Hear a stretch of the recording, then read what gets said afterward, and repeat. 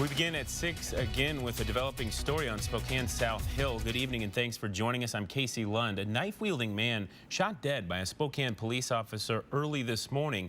It all started at 9th and Adams, where an officer stopped the suspicious man, but he pulled a knife on that police officer and then took off running. Police quickly caught up with him at 5th and Walnut. That's where we find KXLY4's Caroline Rourke working for you tonight. Caroline, streets were closed down for hours today. What's the scene like out there now? They were, Casey. It was a mess when I was here this morning, but things are operating pretty clearly now. A more in-depth investigation into the shooting is currently underway, but here is what we know so far. Just after midnight, a Spokane police officer encountered a suspicious subject in the area of 9th and Adams. During the course of that contact, the subject displayed a knife and then ended up fleeing from the officer. The officer called for backup and pursued the subject. Spokane police made several attempts to detain the man, none of which were successful. We also had multiple deployments of the taser as well, and the taser was not effective during those times it was deployed in any of these instances. An officer who has not been identified yet shot and killed the man, sparking a large investigation and questions about the use of deadly force.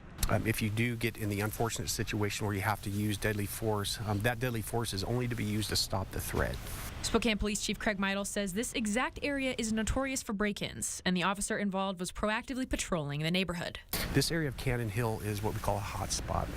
Talking with Captain Richards, we've struggled with a lot of break-ins in this area. So with a hot spot, we ask our officers to be proactive in trying to contact individuals that are in that area. Spokane Police familiar with the territory and with the subject. The medical examiner will release the name of the deceased, and the individual is known to us as well. The man has had prior encounters with law enforcement. And it's a very unfortunate circumstance. It's certainly not the way we would have liked to see the situation go, but we are going to do our best efforts to keep the community safe as well. The investigative team has a big job ahead of them. There are officers that still have to be interviewed. There's body camera that has to be reviewed. There are actually witnesses that were in the area at the time of the incident. They will have to be interviewed as well.